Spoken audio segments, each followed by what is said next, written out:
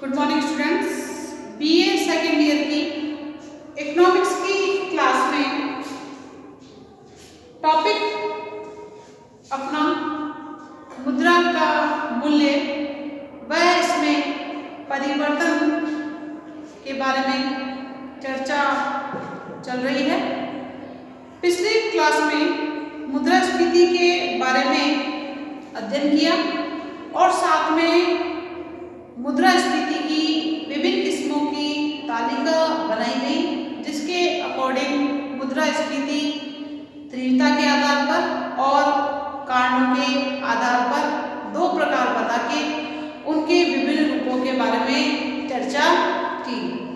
तीव्रता के आधार पर मुद्रास्फीति की बात करते हैं तो उसके अंतर्गत तीन प्रकार की मुद्रास्फीति थी आपकी, जिसमें साधारण मुद्रास्फीति, तेज रफ्तार वाली मुद्रास्फीति और अत्यधिक तेज रफ्तार वाली मुद्रास्फीति की चर्चा की गई। इसके साथ ही कारणों के आधार पर मुद्रास्फीति की बात करते हैं तो कारणों के आधार पर मुद्रास्फीति के अंतर्गत मांग जन्य मुद्रास्फीति की चर्चा चल रही थी कि मांग जन्य मुद्रास्फीति में मांग की बढ़ने के कारण पूर्ति का उस हिसाब से मांग के अनुसार नहीं बढ़ने से अर्थव्यवस्था में कीमतें बढ़ने लग जाती है, और जब अर्थव्यवस्था में कीमतें बढ़ने लगती है तो इसे मांग जन्य मुद्रास्फीति कहा जाता है। इसके अंतर्गत समग्र मांग वक्र और समग्र पूर्ति वक्र का जो YF जो कि पूर्ण रोजगार की दशा को सूचित करता है, वहां पर मांग ज्यादा थी पूर्ति की अपेक्षा। इस प्रकार जो A और B के बीच में जो भी डिफरेंस आ रहा था, जो अंतर आ रहा था, वो अंतर ही आपका अतिरिक्त मांग जन्य मुद्रास्फीति के अंतर्गत माना जाता है कि मांग ज्यादा है और पूर्ति उस हिसाब से नहीं है, फलस्वरूप कीमतों में वृद्धि होती है। अब मांग जन्य या मांग त्रयित मुद्रास्फीति का दूसरा चित्र करेंगे, उसका आप हेडिंग डालिए मांग जन्य मुद्रास्फीति का दूसरा चित्र। मांग जन्य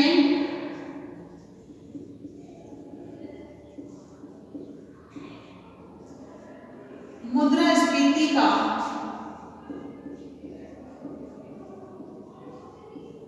दूसरा चित्र, इसके बारे में चर्चा करेंगे। हेडिंग डालिए मांग जन्य मुद्रास्फीति का दूसरा चित्र, जिसमें मांग में वृद्धि होने के कारण किस प्रकार से जो है मुद्रास्फीति उत्पन्न होती है, उसके बारे में चर्चा की जाएगी।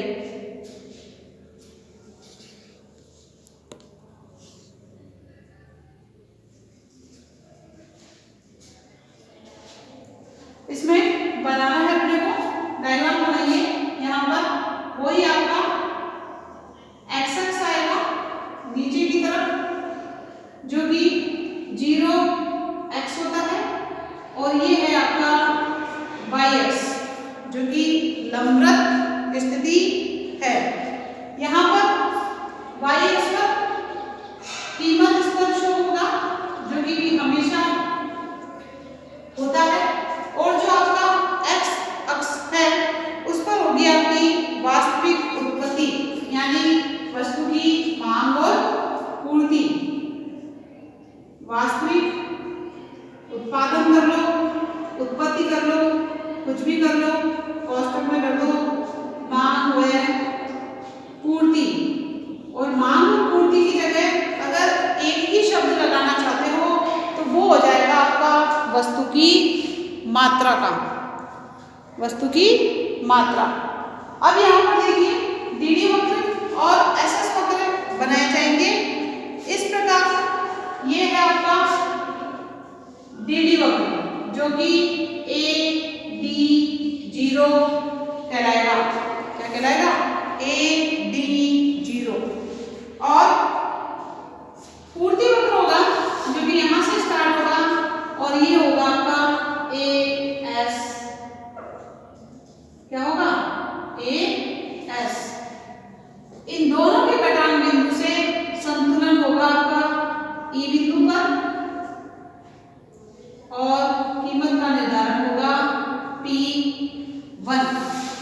कीमत का निर्धारण क्या होगा, पी कर लो, P1 मत करो, पी करेंगे यहाँ पर। और जो संतुलन मात्रा है वो हो जाएगी आपकी नीचे की तरफ दर्शा दो। इसके बाद मांग के बढ़ जाने पर, मांग देखो बढ़ी तो मांग को किधर हो गया, दाईं तरफ शिफ्ट हो गया और ये बढ़कर हो गया आपका AD1, यहाँ पर आ जाएगा AD1 मांग वक्र पूर्ति वक्र को नए संतुलन बिंदु पर काटेगा। AD मांग वक्र पूर्ति वक्र को नए संतुलन बिंदु पर काटता है और ये संतुलन बिंदु है आपका E1 और कीमत देखो मांग के बढ़ने के कारण P1 हो जाती है। इस डायग्राम को आप बनाइए। ये आपका मांगजन्य मुद्रास्फीति का दूसरा चित्र है जिसके अंतर्गत चर्चा कर रहे हैं। इसका स्पष्टीकरण करते हैं तो स्पष्टीकरण में इस प्रकार की जो मुद्रास्फीति है, इस प्रकार की मुद्रास्फीति का जन्म मांग पक्ष की ओर से होता है। मांग के बढ़ने के कारण मांग बढ़ गई और मांग वक्र आपका AD0 से कहाँ हो गया, AD1 की तरफ हो जाता है। अब ये जो है मांग बढ़ी है, इस मांग के बढ़ने का कारण है, मांग के बढ़ने का कारण है लोगों के पास पैसा ज्यादा मात्रा में आना। कहने का मतलब भारत में जो पंचवर्षीय योजनाएं होती है उस योजना काल में सरकारी व्यय, सरकार के द्वारा जो व्यय है उसको अपन जी से डिनोट करते हैं। सरकारी व्यय काफी बड़ा है, सरकारी व्यय में वृद्धि हुई है। अब जब सरकारी व्यय में वृद्धि होगी तो लोगों के पास पैसा ज्यादा मात्रा में आएगा, लोगों के पास पैसा ज्यादा मात्रा में आएगा तो लोग ज्यादा वस्तुओं की मांग करेंगे आय के बढ़ने के कारण। इसके अलावा सरकार का सरकारी व्यय भी बड़ा तो है और साथ में गैर योजना व्यय भी बड़ा है। गैर योजना व्यय, गैर योजना व्यय ऐसा व्यय कहलाता है जिसकी योजना नहीं बनाई गई थी, जिसके आय का कोई स्रोत नहीं है, उसके बावजूद हमारा बिना योजना के ही पैसा खर्च हो गया, जिससे अर्थव्यवस्था में लोगों के पास पैसा ज्यादा मात्रा में आ जाता है। गैर योजना में भी हुआ है, इससे बजट घाटा, जब सरकारी में वृद्धि ज्यादा होगी, आय कम और व्यय ज्यादा होगा तो क्या होगा, घाटे का बजट होगा। कौन सा बजट होगा, घाटे का बजट। अब घाटे के बजट के लिए सरकार रिजर्व बैंक से मुद्रा की पूर्ति बढ़वाती है ऋण के रूप में। इस प्रकार इस मांग में वृद्धि के कारण मुद्रास्फीति उत्पन्न होती है, जिसे आपके चित्र में बताया गया है। चित्र का स्पष्टीकरण करना है। चित्र के स्पष्टीकरण में OX एक्स पर वस्तु की मांग और पूर्ति दी गई है, 0Y एक्स पर वस्तु की कीमत ली गई है। याद है AD मांग वक्र AS पूर्ति वक्र को साधारण रूप से E बिंदु पर काटता है। AD0 बिंदु, AD0 जो मांग वक्र है आपका, या AD कर लो, इसको 0 हटा दो। AD मांग वक्र AS पूर्ति वक्र को E बिंदु पर काटता है, जिससे कीमत का निर्धारण होता है 0P।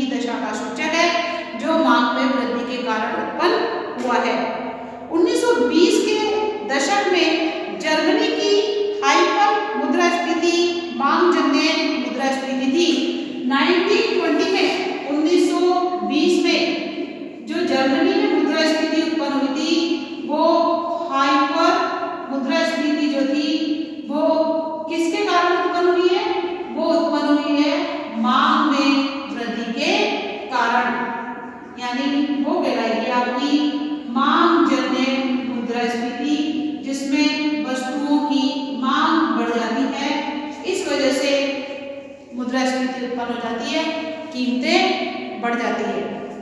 भारत में पिछले 4 दशकों की बात करते हैं। एक दशक में 10 साल होते हैं, तो एक दशक में अगर 10 साल होते हैं तो 4 दशक में आपके 40 वर्ष हो गए। तो भारत में पिछले वर्षों में या पिछले 4 दशकों की अगर हम बात करें तो 4 दशकों में मुद्रास्फीति जो मूलतः हुई है वो है आपकी मांग जन्य मुद्रास्फीति, यानी मांग में वृद्धि के कारण। इस पर या मांग में जो वृद्धि हुई है वो मांग में वृद्धि जनसंख्या की वृद्धि के कारण भी हुई है। किसके कारण? जनसंख्या की वृद्धि। अगर जनसंख्या लगातार बढ़ती जाएगी, बढ़ती क्या जाएगी, हमारे यहाँ पर तो बढ़ ही रही है, जनसंख्या अगर लगातार बढ़ती जाएगी तो मांग का बढ़ना निश्चित है और उत्पादन उस हिसाब से नहीं बढ़ रहा है, जिससे कीमतें बढ़ेगी ही बढ़ेगी। इसमें मुद्रा की पूर्ति की वृद्धि की भी महत्वपूर्ण भूमिका रहती है, क्योंकि सरकार के द्वारा सरकारी के और गैर योजना के जो कि काफी मात्रा में किया जाता है, जिससे रिजर्व बैंक के द्वारा मुद्रा की पूर्ति को बढ़ाना पड़ता है। और जब मुद्रा की पूर्ति बढ़ती है तो व्यापारिक बैंकों के मार्फत जनता के पास पैसा ज्यादा मात्रा में आता है। फलस्वरूप जनता बढ़ी हुई मुद्रा के आधार पर वस्तुओं की मांग ज्यादा करती है, और जब वस्तुओं की मांग ज्यादा करेगी तो अर्थव्यवस्था में मांग जन्य मुद्रास्फीति उत्पन्न हो जाती है। इस प्रकार भारत में 40 वर्षों में या 4 दशकों में मांग जन्य मुद्रास्फीति ही है। यह आपकी मांग जन्य मुद्रास्फीति का दूसरा चित्र हो गया। कल मैं आपको एक चित्र बनवा देगा तीसरी क्लास में। अब इसके बाद बात करेंगे लागत जन्य मुद्रास्फीति की, जिसका कारण है लागतों में वृद्धि के कारण वस्तु की कीमत में वृद्धि होना, और जब वस्तु की कीमतों में वृद्धि होगी तो वो आपकी मुद्रास्फीति के अंतर्गत आती है। इसका स्क्रीनशॉट ले लीजिए। इसके बाद लागत जन्य मुद्रास्फीति की चर्चा करेंगे।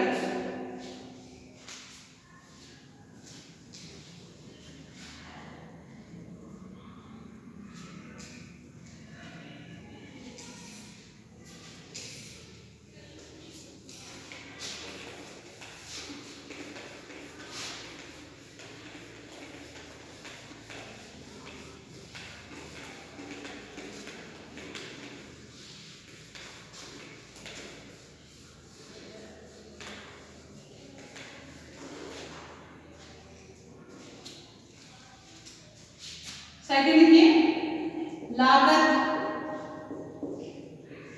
जन्य मुद्रा स्फीति। यह आपकी कारणों के आधार पर दूसरी मुद्रास्फीति है।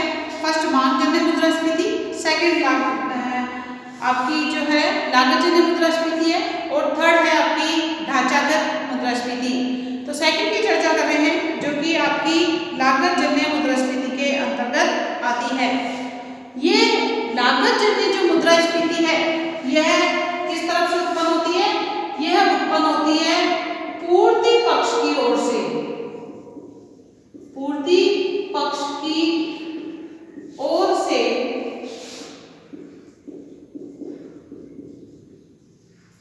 उत्पन्न होती है।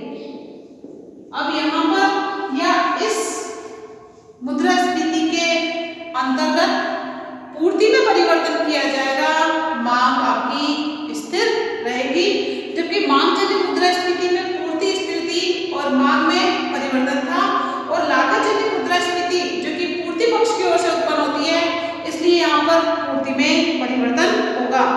इसका लागतों की वृद्धि से संबंध होता है। नाम से स्पष्ट है, लागत जन्य। लागत जन्य का मतलब होता है लागतों में वृद्धि होना। लागतों की वृद्धि प्राय मौद्रिक मजदूरी की वृद्धि, कच्चे माल की कीमतों में वृद्धि अगर हो जाती है, इन सब के कारण उत्पन्न होती है। अगर मौद्रिक मजदूरी में वृद्धि हो गई, यानी मुद्रा के रूप में मजदूरी बढ़ जाती है, कच्चे माल की कीमतों में वृद्धि हो जाती है, तो लागत जन्य मुद्रास्फीति या इस तरह की मुद्रास्फीति उत्पन्न होती है। 1973, 78 और 1990 में क्रूड तेल के जो भाव है, इनके भावों में भारी वृद्धि होने के कारण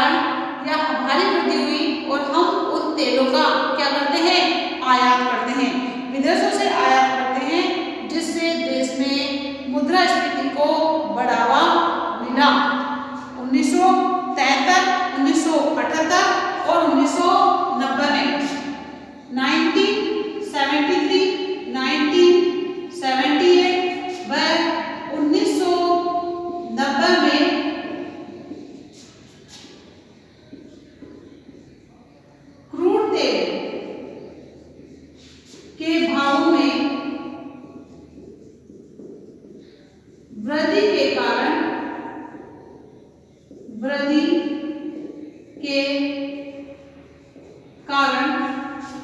आयातित देशों में, जो आयात करने वाले देश हैं और हम भी उसी के अंतर्गत आते हैं, तो आयातित देशों में मुद्रास्फीति को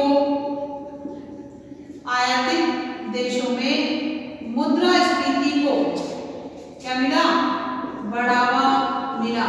क्योंकि जब तेलों के भाव में वृद्धि होगी तो हर वस्तु की कीमत का बढ़ना, लागत के बढ़ने के कारण कीमत का बढ़ना निश्चित है, तय है।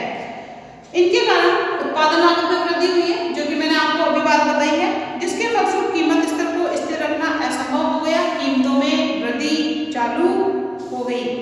अब इस लागत से मुद्रास्फीति का डायग्राम बनाते हैं, जिसके अंतर्गत आपको भी उसी प्रकार से डायग्राम बनाना होगा।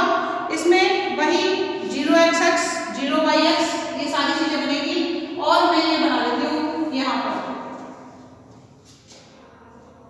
आप लोग बनाइए साथ के साथ। ये आपका x है, यह आपका y है, यहाँ पर वस्तुओं की कीमत और यहाँ पर वस्तुओं की मांग व पूर्ति या वास्तविक उत्पत्ति जिसको बोलते हैं, वो बता सकते हो। इस प्रकार OX और OY अक्ष पर हम इन चीजों को करेंगे। इसके बाद D या AD वाला भाग है, जो आके आपका मांग वक्र है, ये है आपका AD वक्र, जो कि समग्र मांग को सूचित करता है। इसके बाद ये हमारा SS वक्र हो गया, AS वक्र, जो कि समग्र पूर्ति को सूचित करेगा। संतुलन बिंदु E पर, कीमत स्तर P पर, मात्रा आपकी X पर आ जाएगी। इसको आप बनाइए। इसके बाद इसको बनाते हो ठीक है, क्योंकि हमने तो कीमत स्तर बतानी है, तो इसको बनाने की आवश्यकता नहीं है, आपको इतना ही बना लीजिए। वर्णन की बात करते हैं तो लागतजन्य मुद्रास्फीति में पूर्ण रोजगार की दशा से पहले उत्पादन क्षमता के अप्रयुक्त रहने व श्रमिकों के बेरोजगार पाए जाने की अवस्था में भी उत्पन्न हो सकती है। यानी जो व्यक्ति है उनको पूर्ण रोजगार प्राप्त नहीं है, व्यक्ति क्या है? बेरोजगार है। बेरोजगार है तो पूर्ति को बढ़ाया जा सकता है।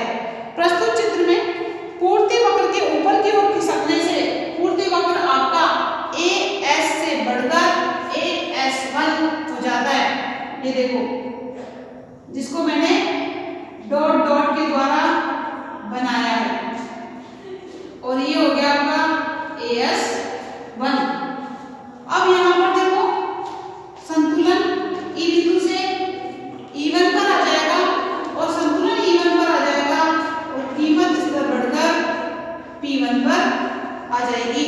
पूर्ति वक्र के परिवर्तन होने के कारण या पूर्ति वक्र के परिवर्तित होने के कारण AS1 वक्र, मांग वक्र जो कि AD वक्र है, उसको E1 बिंदु पर काटता है। ये देखो नाम दे रखा है मैंने यहाँ पर E1 बिंदु, ये आपका E बिंदु है।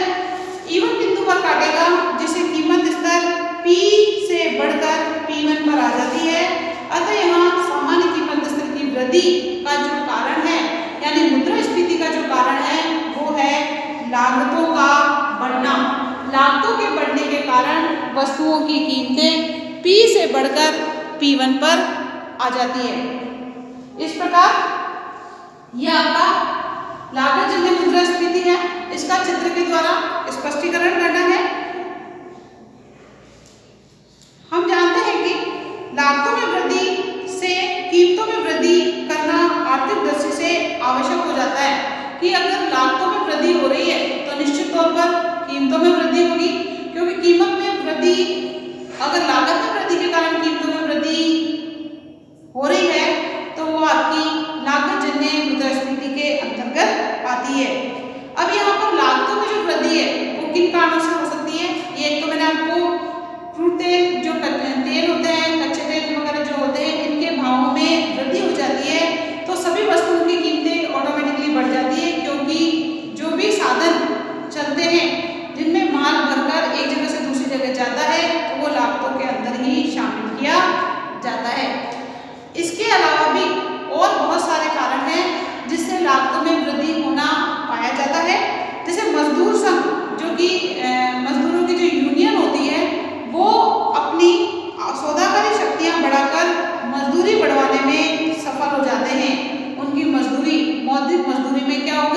वृद्धि हो गई। अब मजदूरी बढ़ेगी जो कि लागत के अंदर शामिल होती है, क्योंकि उत्पादन के जो साधन होते हैं उसमें श्रमिक काम में लिए जाते हैं और उस श्रमिकों की अगर मजदूरी बढ़ेगी तो लागत का बढ़ना निश्चित है। तो मौद्रिक मजदूरों में वृद्धि। मजदूर यूनियन संघ के जो है से अपनी सौदाकारी शक्तियां कर या उसे तय करके अपनी मजदूरी को बढ़ाने में जब सक्षम हो जाते हैं, सफल हो जाते हैं, तो लागत का बढ़ना निश्चित है और वो लागत वस्तु की कीमत में ही शामिल की जाती है। इसके अलावा विदेशों से आयातित महंगे कच्चा माल, विदेशों से आयातित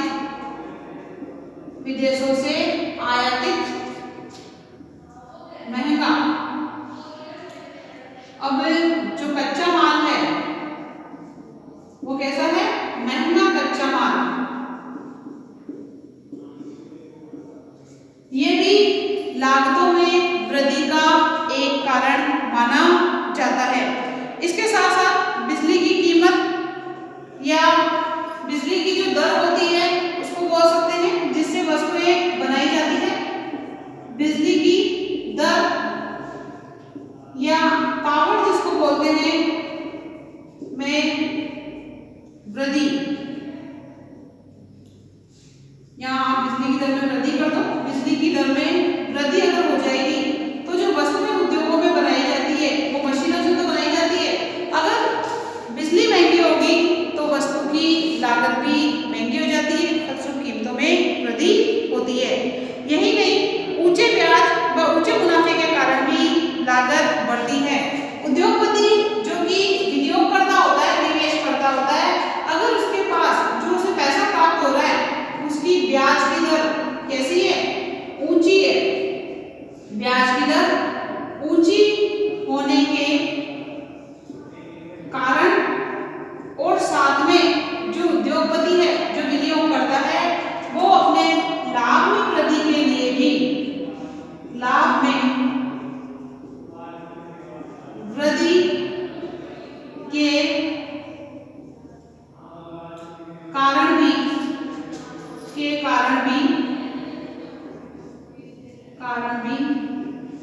लागतों में वृद्धि करते हैं। किसके कारण? ऊंचे लाभ में वृद्धि के कारण, कि ज्यादा लाभ के कमाने के चक्कर में या ज्यादा प्रॉफिट कमाने के चक्कर में वो लागत में शामिल होकर कीमतों में वृद्धि कर देते हैं। इस प्रकार ये आपके लागत जन्य मुद्रास्फीति उत्पन्न होती है। भारत में हाल ही के वर्षों की अगर अपन बात करते हैं तो कृषिगत माल की उत्पादन लागत बढ़ने से सरकार ने इनके वसूली खरीद के भाव बढ़ाए हैं, जिससे फूड मुद्रास्फीति बढ़ी है। फूड का मतलब होता है खाद्य मुद्रास्फीति। किसके कारण? कृषिगत